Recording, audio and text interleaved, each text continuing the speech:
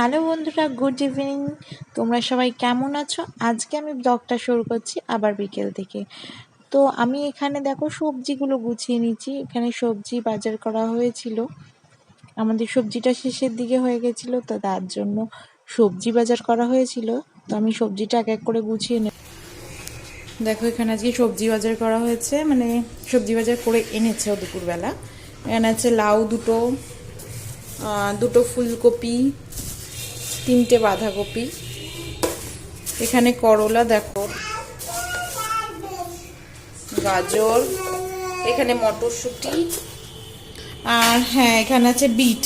আমাদের এখানে বিটের সাথে বিটের শাকগুলো দিয়ে দেয়, মানে পাতাগুলো, যেটা এটা আমি রান্না করি। এটা খেতে পুরো লাল শাকের মতন হয় আর দেখতেও পুরো লাল শাকের মতন হয়। একদিন রেসিপিটা অবশ্যই করে দেখাবো। আর এটা আছে ধনেপাতা, এটা আছে লঙ্কা, এখানে আছে বিনস, আর এটা হচ্ছে পেঁয়াজ, আর এটা হচ্ছে টমেটো। চলো তো দেখে নাও। এই যে আমি সবজি প্রচুর ভালো খাই, মাছ মাংসের থেকে সবজি ডাল খুব ভালো খাই। তো আমার আর মেয়ের জন্য তো সবজি। এই যে আমার ম্যাডাম, যে এই যে ম্যাম, মামাম তাকাও দিকে, এই যে শোনো মামাম, এই যে মামাম, বলি বাবলি। চলো আমি সবজিগুলোকে ভালোভাবে গুছিয়ে নিই, একটু তো টাইম লাগবে, ভালোভাবে গুছিয়ে ফ্রিজে স্টোর করে নিই। তো চলো দেখা হচ্ছে একটু পরে, টাটা। এই যে এনেছে আটা, আর এখানে কিছু আছে, তো দেখি কি কি এনেছে। তো এখানে এনেছিল আটা, আমাদের শেষ হয়ে গেছিলো, তো আটাটা আনা হয়েছে। আর পাউরুটির একটা প্যাকেট, মেয়ের একটা আমুল স্প্রের কৌটো, যেটা আমি সুজি বা সেরিল্যাক গোলাতে এই দুধটা ব্যবহার করি, আর বিস্কুট দিয়ে খাওয়ালেও এই দুধটাই ব্যবহার করি। আর এনেছিল ম্যাগি, যেটা আমাদের টিফিনে লাগে। আর মেয়ের কলা এনেছিল। তো আমি এক এক করে দেখো জিনিসগুলো গুছিয়ে নিচ্ছি। আটাটা ঢেলে নেব হাফ, আর হাফটা রেখে দেব। তো আটাটা ঢালা হয়ে গেছে। এবার আমি ওটাকে ভালোভাবে মুখটা বন্ধ করে এটা রেখে দেবো, আমি স্টোর করে রাখবো। আমার এক্সট্রা জিনিসগুলো এক জায়গায় আমি রেখে দিই। তো দেখো এখানে ম্যাগিগুলো একটা প্যাকেট করে রেখে দিলাম। এই বক্সটার মধ্যে আমি সব কিছু রেখে দেব। রেখে এবার আমি আমার মেয়ের জন্য যে ফল, মানে কলাটা এনেছিল, ওই কলাটাও আমি ঝুড়ির মধ্যে রেখে দেব। চলে এলাম পরের দিন সকালে। ওর পাপা ওর জন্য খাবার বানিয়ে দিচ্ছে, মানে সকালের ব্রেকফাস্টটা। এটা একটা স্মুদি টাইপের বানিয়ে দেয়। আখরোট, আলমন্ড, আর কাজু, কিশমিশ, আর 3 রকমের ফল থাকে, মানে আঙ্গুর ফল, কমলা লেবু আর কলা, আর 2টো ডাইজেস্টিভ বিস্কুট আর দুধ। এটা দিয়ে ওর বাবা খাবারটা বানিয়ে দেয়। কোনো একদিন শেয়ার করব খাবারটা কিভাবে বানানো হয়। তো দেখো ওকে খাইয়ে দিচ্ছি, তারপর ওর খাওয়া হয়ে গেলে তারপর আমরা খেয়ে নেব।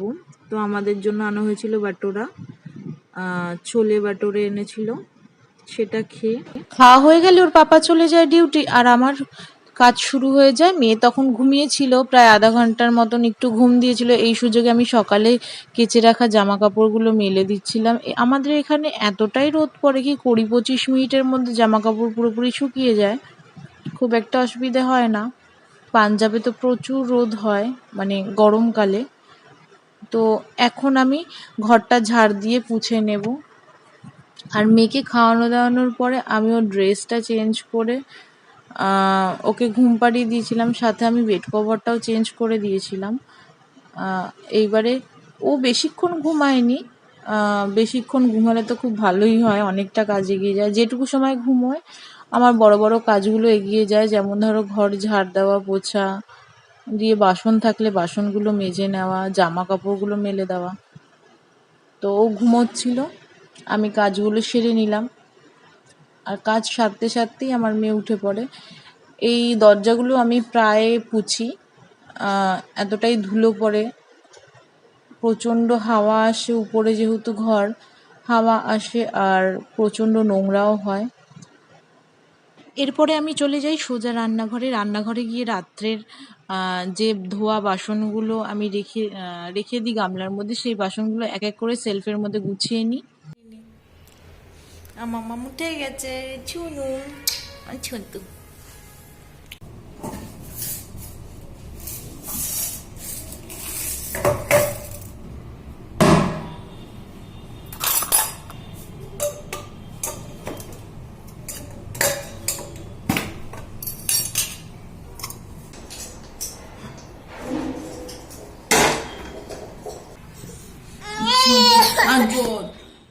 তো 11:30 থেকে 12টার মধ্যে ওকে যে কোনো একটা ফল খাওয়ানোর চেষ্টা করি। এক না হয় আপেলটা খুব একটা পছন্দ করে না, তার জন্য আনা হয় না।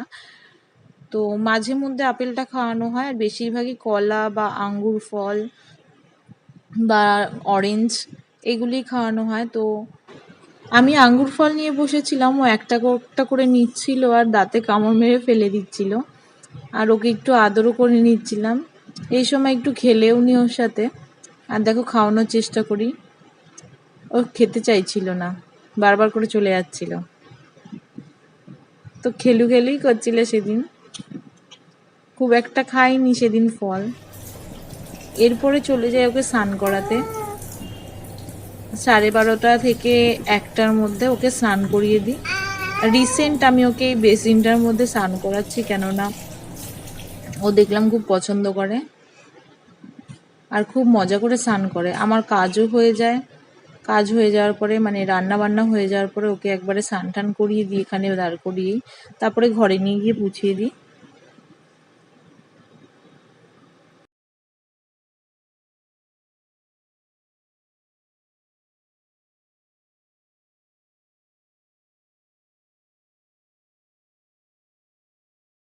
তো দেখো ডিমটা রয়েছে, কালকে রাত্রে ডিম করেছিলাম সেটা রয়ে গেছে। সোনাকে এই ডিমটা দিয়ে খাওয়াবো, কেননা মাছে একটু ঝাল দিয়েছি।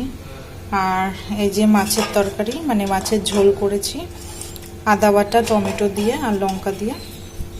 আর এটা হচ্ছে নিম বেগুন, এটা হচ্ছে পটল ভাজা, আর এটা হচ্ছে উচ্ছে আর বেগুন দিয়ে ভাজা। এটা কালকের ছিল সেটা। তো ওকে দেখি একটু ডিম দিয়ে দেবো আর এখান দিয়ে মাছ দেবো শুধু, ঠিক আছে? চলো, এই যে পাপা ডিউটি থেকে আসলো, এগুলো নিয়ে আসলো ওর জন্য, ওর সেরিল্যাকটা ফুরিয়ে গেছিলো, আর একটা চিপসের প্যাকেট। তো 2:30 থেকে 3টের মধ্যে ওকে আমি খাইয়ে দিই, কারণ ও একটু ঘুমিয়ে পড়ে স্নান করে উঠে। তো তারপরে ঘুম থেকে উঠলেই আমি ওকে খাইয়ে দিই। ওকে খাওয়াতে মোটামুটি আধা ঘন্টা থেকে 1.25 ঘন্টা টাইম লাগে। তো ও খেয়ে নেয়, তবে কিছু কিছু দিন খুব দুষ্টুমি করে, আর খাওয়ার যদি ভালো টেস্ট হয় তাহলে খেয়ে নেয়, আর টেস্ট না হলে উনি খেতে চান না। বিকেল 7টা থেকে 7:30টার মধ্যে ও বিকেলে টিফিনটা করে। তো আজকে আমি দিয়েছিলাম দুধ, কোনো দিন ওকে সুজি বানিয়ে দিই, কোনো দিন সেরিল্যাক খায়, কোনো দিন দুধ বিস্কুট খায়।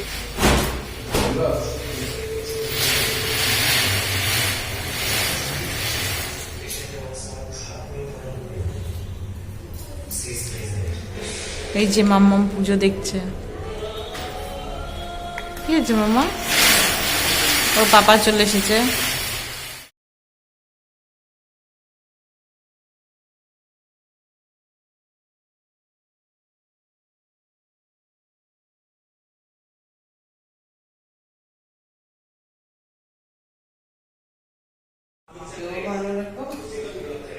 সবাই তুমিও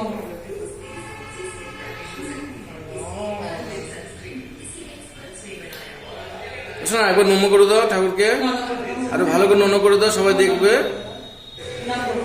করো মা, সবাই দেখবে না, আমি করতে নেই, নন করে দিতে হয়। ঠাকুরকে একটু নন করে দাও। মা আগে প্রসাদ খেতে নেই মা, আগে পুজো দিতে হয়। আচ্ছা আচ্ছা, ঠিক আছে খাও খাও মামা খাও। পুজো দিয়ে আমি বিকেলে টিফিন করতে বসে গেছিলাম, ছিল লিচি আর ছিল চিপস সাথে চা।